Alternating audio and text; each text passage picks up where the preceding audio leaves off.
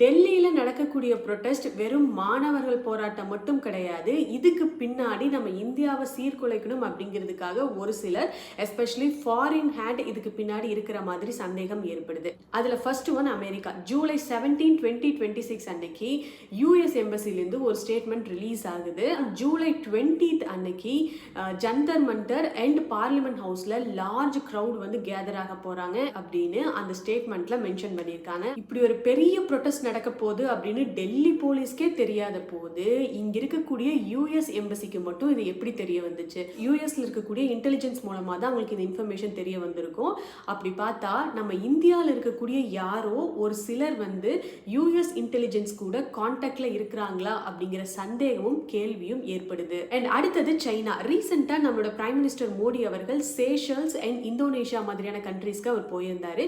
எதுக்காக போயிருந்தாருன்னா the great Nicobar island ப்ராஜெக்ட்காக டைஅப்காக அங்கே போயிருந்தாரு. So great Nicobar island project அப்படிங்கிறது இது சாதாரண விஷயம் கிடையாது. மிகப்பெரிய ப்ராஜெக்ட், கிட்டத்தட்ட $11 பில்லியன் இதுக்கான வேலைகள் நடந்துட்டு இருக்கு. அப்படி இதுல என்ன இருக்குன்னு கேட்டீங்கன்னா transshipment port, international airport, military infrastructure அப்படின்னு நம்ம இந்தியாவை அடுத்த கட்டத்துக்கு கொண்டு போறதுக்கான ப்ராஜெக்ட் தான் இது. அப்படிப்பட்ட இந்த ப்ராஜெக்டை ஸ்ட்ராங்கா அப்போஸ் பண்றது யாருன்னு தெரியுமா? சைனா. பிகாஸ் சைனாவுடைய 80% எண்ணெய் வர்த்தகங்கள் ஸ்ட்ரைட் ஆஃப் மலாக்கா வழியா தான் நடந்துட்டு இருக்கு. இந்த ஸ்ட்ரைட் ஆஃப் மலாக்கா எங்க இருக்குன்னா, இப்போ இந்த கிரேட் நிக்கோபார் ஐலாண்ட் ப்ராஜெக்ட் போயிட்டு இருக்கு இல்லையா? ஸோ இங்க இருந்து ஜஸ்ட் 160 கிலோமீட்டர்ஸ், அதாவது நம்ம இந்தியாவுக்கு ரொம்ப ரொம்ப பக்கத்துல தான் இருக்கு. இந்த ப்ராஜெக்ட் மட்டும் வந்துருச்சு அப்படின்னா இந்தியன் ஓஷன் ரீஜன்ல நம்ம இந்தியாவோட ஆதிக்கம் ரொம்ப ரொம்ப அதிகமா இருக்கும். விச் மீன்ஸ் நம்ம இந்தியா இன்னும் பவர்ஃபுல்லான ஒரு கண்ட்ரியா மாறும். அதனால தான் சைனா இதை கடுமையா எதிர்க்கிறாங்க. சைனா மட்டும் எதிர்க்கல, நம்ம இந்தியாவில் இருக்கக்கூடிய எதிர்க்கட்சி தலைவரும் இதை கடுமையா எதிர்க்கிறாரு.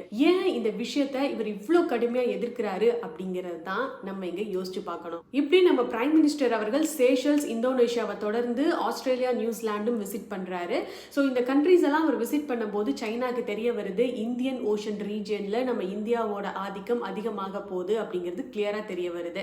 அண்ட் அவர் அங்கிருந்து ரிட்டர்ன் ஆகிறாரு இந்தியாவுக்கு. இப்போ இங்க என்ன நடக்குதுன்னா, காக்ரோச் ஜனதா பார்ட்டியோட வைலன்ஸ் பயங்கரமா ஸ்டார்ட் ஆகுது. இப்படிப்பட்ட குரூஷியலான டைம்ல கம்யூனிஸ்ட் சேர்ந்த திரு எம்ஏ பேபி அவர்கள் சைனீஸ் எம்பசி அபிஷியல்ஸை போய் மீட் பண்றாரு. அது இல்லீகல் இல்ல அப்படின்னாலும் கூட அவர் வெளியில வந்ததும் எதுக்காக மீட் பண்ணீங்க, என்ன பேசுனீங்க அப்படின்னு ரிப்போர்ட்டர் கேட்கும்போது ப்ராப்பரான எந்த ஆன்சருமே அவர் கொடுக்கல. ஸோ இந்த டாட்ஸ் எல்லாத்தையும் நம்ம கனெக்ட் பண்ணி பார்க்கணும். பிகாஸ் அவர் இந்தியா இஸ் எமர்ஜிங், ஒரு பவர்ஃபுல்லான கண்ட்ரியா மாறிட்டு இருக்கோம்.